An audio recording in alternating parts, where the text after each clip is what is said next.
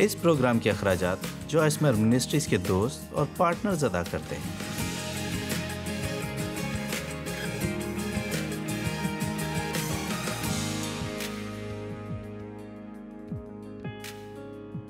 روزمرہ زندگی سے لطف اٹھائیں پروگرام میں میرے ساتھ شامل ہونے کا شکریہ۔ خدا کا کلام بہت سی بابرکت چیزوں سے بھرا ہے، ہمیں بتایا گیا ہے کہ کیا کریں اور کیا نہ کریں، اور یہ بات ہمیں ایک مقام پر لاتی ہے۔ اگر ہم واقعی ان کی تابعداری کریں تو ہم ہر روز اپنی زندگی سے لطف اندوز ہونے کے قابل ہوں گے، اور ان چیزوں میں سے ایک ہے شکر گزار ہونا۔ بڑبڑانے، چڑچڑانے، شکایت کرنے اور غلطیاں نکالتے رہنے کے بجائے ایسی چیزوں پر سوچنا تاکہ شکر گزار ہوں۔ کل میں نے شکر گزار ہونے کے بارے میں تعلیم دینا شروع کی تھی، اس لیے آج میں یہ دوبارہ سکھاؤں گی کہ کس طرح شکر گزار رہنے سے آپ فیاض دل ہو جاتے ہیں۔ اور کل میں شکر گزار ہونے کے تعلق سے ایک اور پیغام سناؤں گی۔ میں واقعی آپ کی حوصلہ افزائی کرنا چاہتی ہوں کہ آپ ان تمام پیغامات کو سنیں۔ اگر کل آپ نے پیغام نہیں سنا تو آپ اسے آن لائن سن سکتے ہیں۔ ہمیں یاد رکھنے کی ضرورت ہے کہ شکر گزاری کس قدر قوت رکھتی ہے۔ شکر گزاری کی قوت شکایت کرنے میں کمزوری ہے، لیکن شکر گزاری میں قوت پائی جاتی ہے۔ آج میں بات کرنا چاہتی ہوں کہ کس طرح ایک شکر گزار شخص ایک فیاض دل شخص بھی ہوتا ہے۔ میں آپ کے بارے میں نہیں جانتی، لیکن میرا خیال ہے کہ فیاض دل ہونا ایک نہایت خوبصورت بات ہے۔ آپ جانتے ہیں کہ خدا فیاض دل خدا ہے۔ پرانے عہد نامے میں اس کا ایک نام ایل شیدائی ہے، اور اس کا مطلب ہے ضرورت سے کافی بڑھ کر۔ خدا کبھی بھی صرف وہ نہیں کرتا جو اسے کرنا ہوتا ہے، لیکن وہ ہمیشہ ہی ضرورت سے بڑھ کر کرتا ہے۔ میرا خیال ہے کہ ہمیں بھی ایسا ہی ہونا چاہیے۔ جان بنین نے کہا کہ آپ نے اس وقت تک زندگی نہیں گزاری اگر آپ نے کسی کے لیے کچھ نہیں کیا جو آپ کا بدلہ نہیں چکا سکتا۔ مجھے یہ پسند ہے۔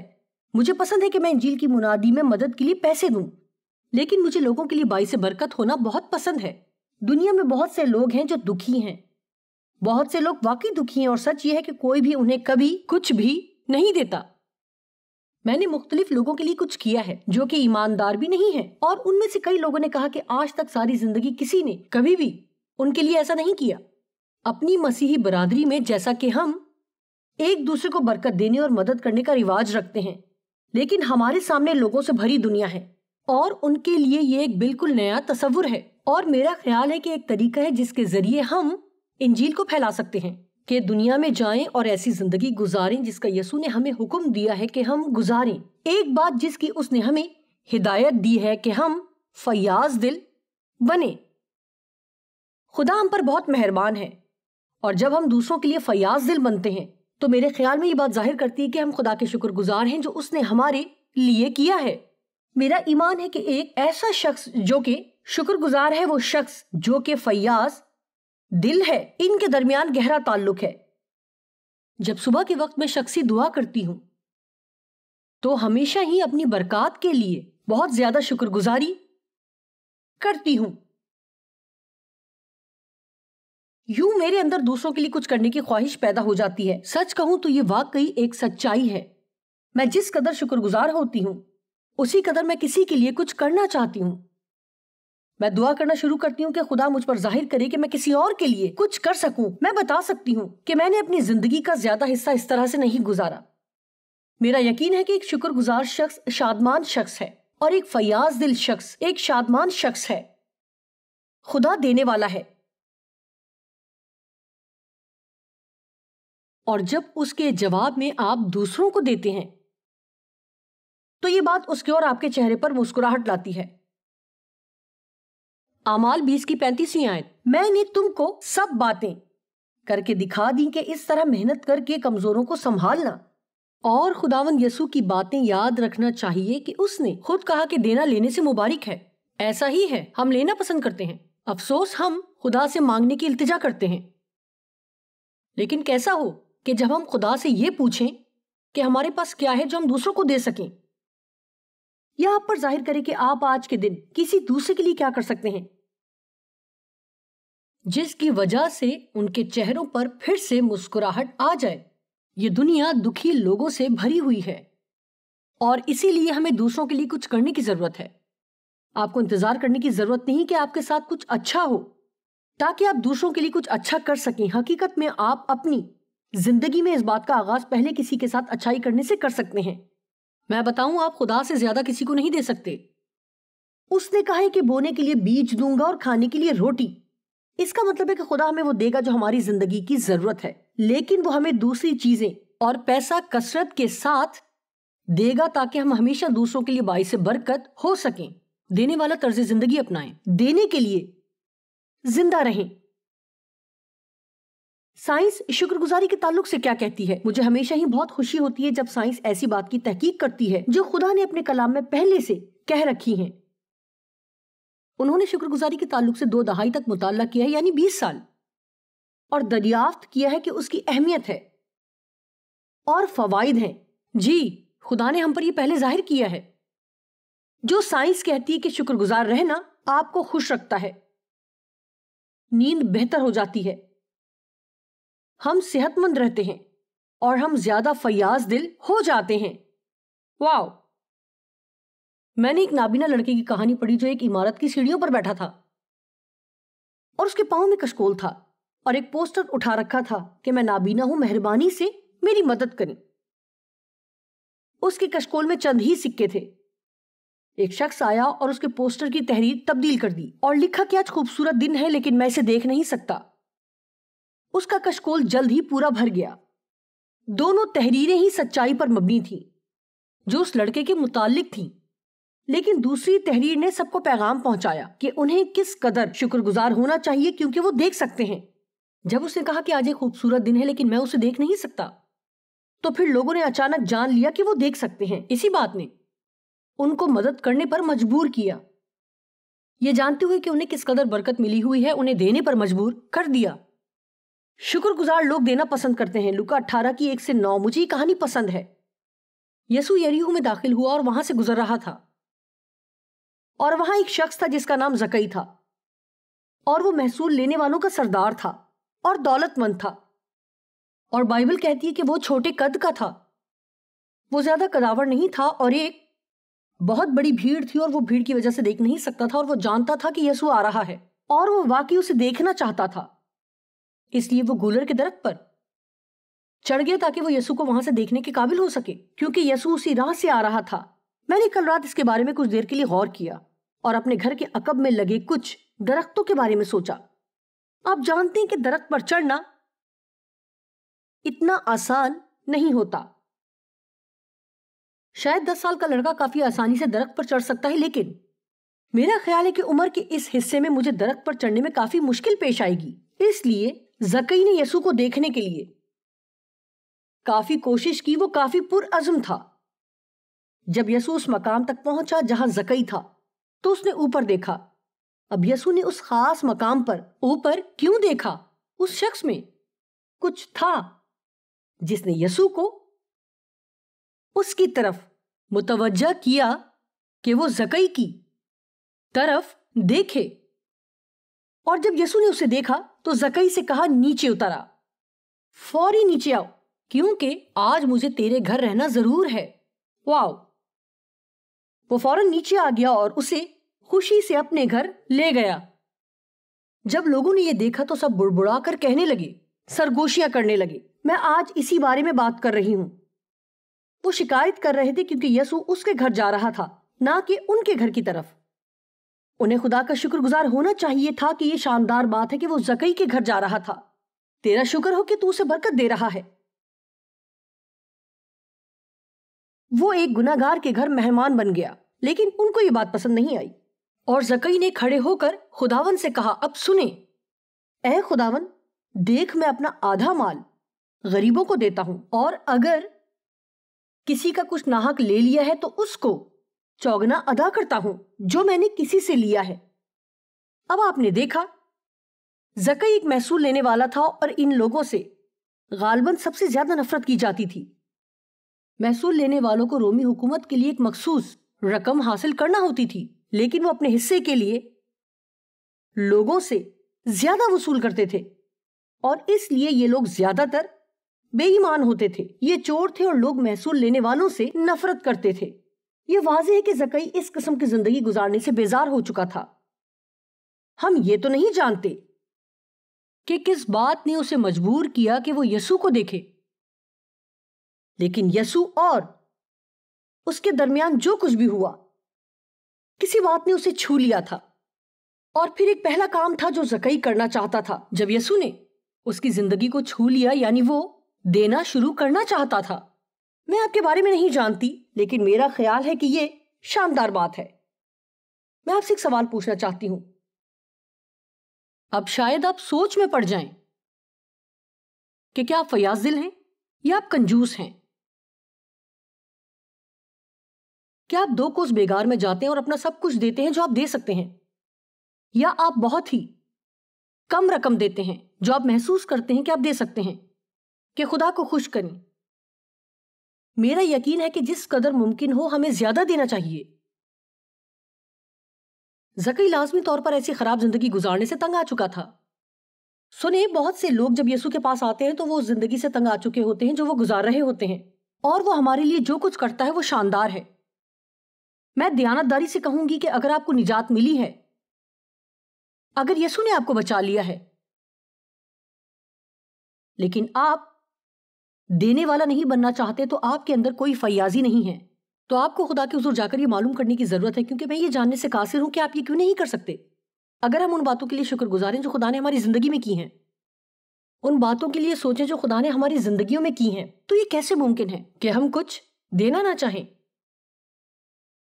زیادہ تر کلیسیائیں جب وہ ہدیہ اٹھاتے ہیں تو وہ اسے محبت کا ہدیہ کہتے ہیں، کیونکہ جب ہم یہ دیتے ہیں تو ہم اپنی محبت کا اظہار کرتے ہیں جیسا ہم دوسروں کے لیے کرتے ہیں، اور ہمیں ایسا کرنے کے لیے بہت خوش ہونا چاہیے۔ عبادت میں ہدیے کا وقت عبادت کا سب سے شادمان ترین حصہ ہونا چاہیے۔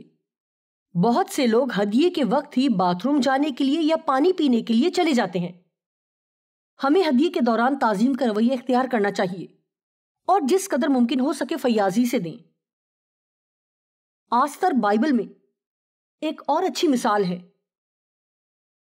آستر نے کامیابی سے اپنے لوگوں کو بدکار حمان سے بچایا تھا، جس نے تمام یہودیوں کو قتل کرنے کا منصوبہ بنایا تھا، لیکن خدا نے آستر کو اس وقت کے لیے کھڑا کیا جیسا کہ اس کے چچا نے کہا تھا۔ یہ ایک دلچسپ کہانی ہے، میں بعد میں آپ کو کبھی سناؤں گی۔ خدا کی تابعداری کرتے ہوئے وہ اس قابل تھی کہ وہ اپنی پوری قوم کے لوگوں کو بچا لے، اور یہ نہایت خوشی کا موقع تھا۔ اس لیے یہودیوں نے آدار کے مہینے کی 14ویں اور 15ویں تاریخ کو مقرر کیا۔ یہ مہینہ اب ہمارے کیلنڈر میں تو موجود نہیں، لیکن اس زمانے میں اس کا یہی نام تھا، اور اس دن وہ عید مناتے تھے۔ اس لیے ہر سال اس دن جب یہودیوں کو ان کے دشمنوں سے رہائی ملی تھی، وہ اس دن جشن مناتے تھے۔ اس کے علاوہ بھی وہ کچھ خاص کرتے تھے۔ وہ ایک دوسرے کو تحائف بھیجتے ہیں، وہ غریبوں کو تحفے دیتے ہیں۔ مجھے یہ پسند ہے، خدا نے ان کو بچایا، اور پہلا کام جو وہ کرنا چاہتے ہیں یا جو ان کو کرنے کو کہا گیا کہ سال میں ایک مرتبہ ایک دوسرے کو تحفے بھیجیں اور کچھ حصہ غریبوں کو دیں۔ میں پھر کہنا چاہتی ہوں کہ اگر آپ شکر گزار ہیں کہ خدا نے آپ کی زندگی میں کیا کیا، اور واقعی ان باتوں کے لیے شکر گزار ہیں جو خدا نے کی، تو اس کی بے قدری نہ کریں۔ شاید آپ نے بہت پہلے نجات پائی تھی، لیکن آپ اس کا احساس کھو چکے ہیں کہ یہ کتنی بڑی برکت ہے۔ ذرا غور کریں کہ یسوع نے آپ کے لیے کیا کچھ کیا ہے، لیکن صرف سال میں ایک مرتبہ ایسٹر یا کرسمس کے موقع پر ہی نہ سوچیں، بلکہ ہر روز اس بارے میں غور کریں، اور یہ بات آپ کو فیاض دل بنا دے گی۔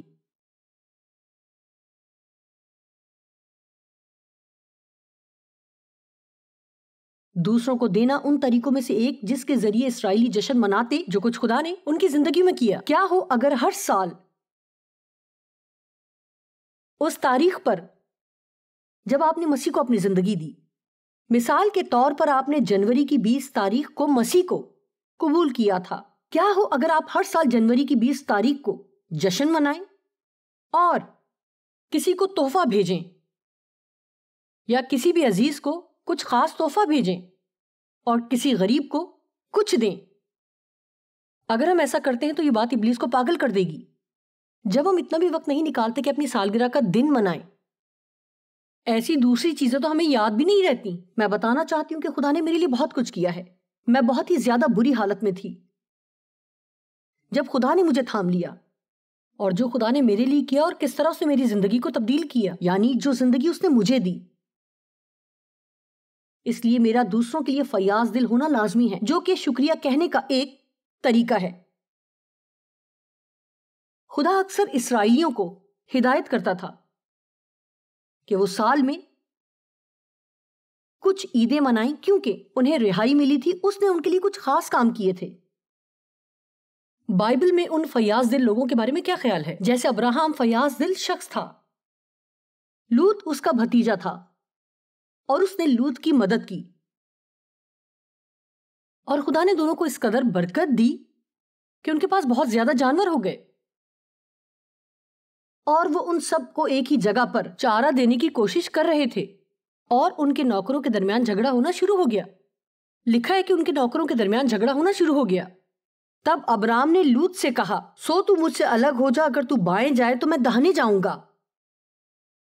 اور اگر تو داہنے جائے تو میں بائیں جاؤں گا. ابرام کو ایسا کرنے کی ضرورت نہیں تھی، وہ زیادہ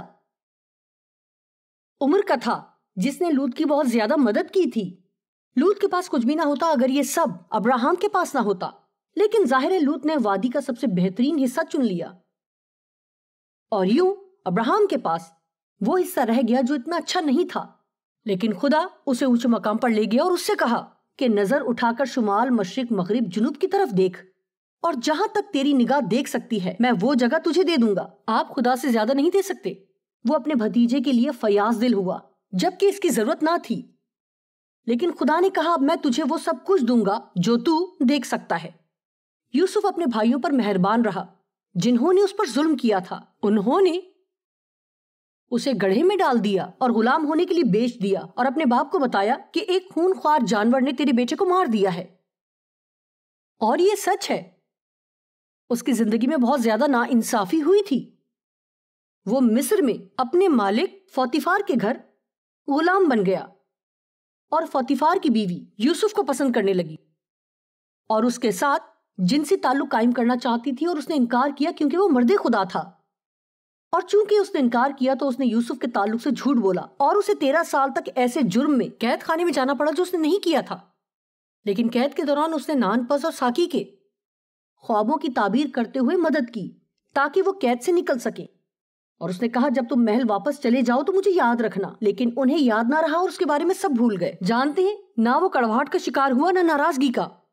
وہ بڑبڑایا نہیں، نہ ہی شکایت کی، اور وہ مسلسل مرد خدا بنا رہا. ہمیں یہ سیکھنے کی ضرورت ہے کہ چاہے کچھ بھی ہو، کوئی چاہے کچھ بھی کرے، ہمارا کام ہے کہ وہ کرتے رہیں جو کہ درست ہے. یہاں آج کسی کو یہ بات سننے کی ضرورت ہے کہ چاہے کوئی کیسا بھی ہے یا آپ کے لیے کچھ بھی نہیں کر رہا، تو آپ کا کام ہے جو صحیح ہے وہ کرتے جائیں. اور اگر آپ وہ کرتے رہیں گے جو درست ہے، چاہے آپ کے ساتھ کچھ اچھا ہو رہا ہے یا نہیں، لیکن خدا اپنے وقت پر آپ کو اجر دے گا. اور جب وہ ایسا کرے گا تو یہ نہایت غیر معمولی بات ہوگی، اور جو کہ یقیناً آپ کے لیے کوئی اور نہیں کر سکتا. جی، یوسف آخر کار قید سے رہا ہو گیا، اور جب اس نے بادشاہ کے خواب کی تعبیر کی. قصہ مختصر، آخر کار وہ پورے مصر کا دوسرے درجے کا حاکم بن گیا. وہ واحد شخص تھا جس کے پاس فرعون کے بعد سب سے زیادہ اختیار اور طاقت تھی. قحط آنے والا تھا جیسا آپ جانتے ہیں، اور یوسف جو کہ عقل مند شخص تھا اس نے خوراک کا کافی ذخیرہ کر لیا، جو کہ 7 سال کے قحط کے لیے کافی تھا، جس کے تعلق سے خدا نے خواب میں آگاہی دے رکھی تھی. اور فرعون نے اسے اس خوراک کی تقسیم کرنے کے لیے نگران مقرر کر دیا، اور اس کا خاندان، اس کا باپ اور اس کے بھائی جو دور فاصلے پر رہتے تھے، انہیں خبر ملی کہ صرف مصر میں خوراک دستیاب ہے. یوں وہ مصر آئے تاکہ وہ اپنے لیے کچھ خوراک حاصل کریں. لیکن انہیں یوسف کے سامنے جانا پڑا کہ اس سے خوراک مانگیں، لیکن انہوں نے یوسف کو نہ پہچانا، لیکن اس نے انہیں پہچان لیا. دیکھیں اس کے پاس کس قدر شاندار موقع تھا کہ ان سے بدلہ لے جو اس کے بھائیوں نے کیا. کیا اکثر ہم اس بات میں خوشی محسوس نہیں کرتے؟ کوئی ہم سے کچھ برا سلوک کرتا ہے اور اب انہیں مدد کی ضرورت ہے، اور اب ہمارے لیے موقع ہے کہ ان سے بدلہ لیں. ایسا کبھی مت کریں. خدا نہیں چاہتا کہ آپ ایسا کریں. خدا ہمارا انصاف کرنے والا ہے. چاہے لوگوں نے آپ کے ساتھ کچھ بھی برا کیا ہو، آپ ہمیشہ محبت کریں اور ان کے لیے دعا کریں کہ وہ برکت پائیں، اور جب آپ یہ کرتے ہیں تو دروازہ کھول دیتے ہیں کہ خدا آپ کی زندگی میں بڑے کام کرے۔ سنیں کہ یوسف نے کیا کہا۔ اس نے کہا کہ مجھ سے نہ ڈرو، کیا میں خدا کی جگہ پر ہوں؟ تم نے ارادہ کیا کہ مجھے نقصان پہنچاؤ، لیکن خدا نے اسی سے نیکی کا قصد کیا تاکہ بہت سے لوگوں کی جان بچائے۔ چنانچہ آج کے دن ایسا ہی ہو رہا ہے۔ دوسرے لفظوں میں یوسف کہہ رہا ہے، تم نے میرے ساتھ بہت برا سلوک کیا اور تم نے سوچا کہ مجھے نقصان پہنچا رہے ہو، لیکن حقیقت میں تم وہ کر رہے ہو جس کا نتیجہ بھلائی نکلا، کیونکہ تم نے جو برا کیا تو خدا نے اس برائی سے بھلائی کو پیدا کیا اور مجھے اس جگہ تک پہنچایا جہاں میں اس مقام پر ہوں کہ بہت سے لوگوں کو بچاؤں۔ رومیو 8:28 میری پسندیدہ آیت۔ سب چیزیں مل کر خدا سے محبت رکھنے والوں کے لیے بھلائی پیدا کرتی ہیں، یعنی جو خدا کے ارادے کے موافق بلائے گئے ہیں۔ یوسف ایک فیاض دل شخص تھا۔ اس نے ان کو خوراک دی، اس نے انہیں بتایا کہ وہ ان کا خیال رکھے گا، انہیں پریشان ہونے کی ضرورت نہیں ہے، وہ اس کے حقدار نہیں تھے، لیکن اس نے ایسا کیا۔ یہ ایک فیاض دل شخص ہی کر سکتا ہے۔ وہ صرف حقداروں کو ہی نہیں، سب کو دیتے ہیں۔ سچائی یہ ہے کیونکہ انہیں یہ کرنا ہوتا ہے۔ میں بھی زندگی کے اس مقام پر ایسا ہی محسوس کرتی ہوں، مجھے دینا لازم ہے، نہ دوں تو میں خوش نہیں ہوتی۔ جانتے ہیں صبح جاگتی ہی آپ کو پورے وجود کو خدا کو دینے کی ضرورت ہے۔ میں اپنا ذہن تجھے دیتی ہوں، میں اپنا منہ تجھے دیتی ہوں، میں اپنے ہاتھ تجھے دیتی ہوں، اپنے پاؤں تجھے دیتی ہوں۔ میں وہ کروں جو تو چاہتا ہے، میں وہاں جاؤں جہاں تو چاہتا ہے، میں وہ کہوں جو تو چاہتا ہے، میں وہ سوچوں جو تو چاہتا ہے میں سوچوں۔ اپنی پوری زندگی سے خدا کی خدمت کریں۔ مریم مگدلینی، یوحنا اور سوسنہ یسوع اور اس کے شاگردوں کی اپنے مال میں سے خدمت کرتی تھیں۔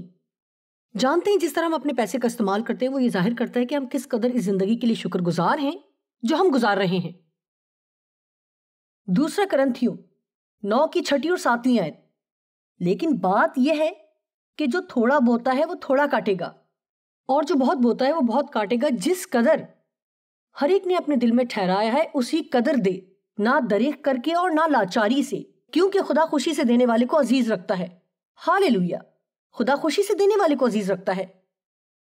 اور ایک آخری بات جو میں کہنا چاہتی ہوں، اس سے پہلے کہ میں آج کی آفر کے تعلق سے بتاؤں، پرانے عہد نامے کے تحت بنی اسرائیل کے لیے کئی قسم کے ہدیے مقرر تھے، اور ایک ہدیہ تھا جسے وہ شکر گزاری کا ہدیہ کہتے تھے، اور پورا سال مختلف وقتوں میں وہ خاص صاحب خدا کے حضور شکریہ کے طور پر لاتے تھے کہ اس نے میرے لیے کیا کچھ کیا ہے۔ ہم پرانے عہد نامے کے تحت تو نہیں ہیں، لیکن ہم ان کی مثالوں سے بہت کچھ سیکھ سکتے ہیں۔ میرے خیال سے بہت اچھا ہوگا کہ اگر آپ اپنی باقاعدہ دیکی سے بڑھ کر کچھ پیش کریں، یا آپ جو کچھ بھی دینے کے عادی ہیں، صرف کبھی کبھار خدا کو شکر گزاری کا ہدیہ دیں، ایک خاص ہدیہ، یہ کہتے ہوئے کہ جو کچھ تو نے میری زندگی میں کیا ہے اس کے لیے تیرا شکر ہو۔ ہر ماہ میں ایک مخصوص رقم علیحدہ کر دیتی ہوں جو کہ میں اس پورے مہینے میں ضرورت مند لوگوں کو دینا چاہتی ہوں، یا ان لوگوں کو جنہیں برکت کی ضرورت ہے۔ دیکھیں، کسی کا غریب ہونا ضروری نہیں ہے تاکہ انہیں برکت ملے۔ شاید آپ مالدار شخص کو جانتے ہیں جسے برکت کی ضرورت ہے۔ اپنی شکر گزاری کو اپنی فیاض دلی سے ظاہر ہونے دیں۔ میرا یقین ہے کہ شکر کرنا، شکر گزاری کرنا اور فیاضی کرنا یہ ساتھ چلتے ہیں۔ میں بتا سکتی ہوں کہ جس قدر آپ فیاضی کریں گے اسی قدر آپ خوش ہوں گے۔ ونسٹن چرچل نے کہا کہ ہم جو کرتے ہیں اس سے روزگار کماتے ہیں، لیکن ہم جو دیتے ہیں اس سے زندگی بناتے ہیں۔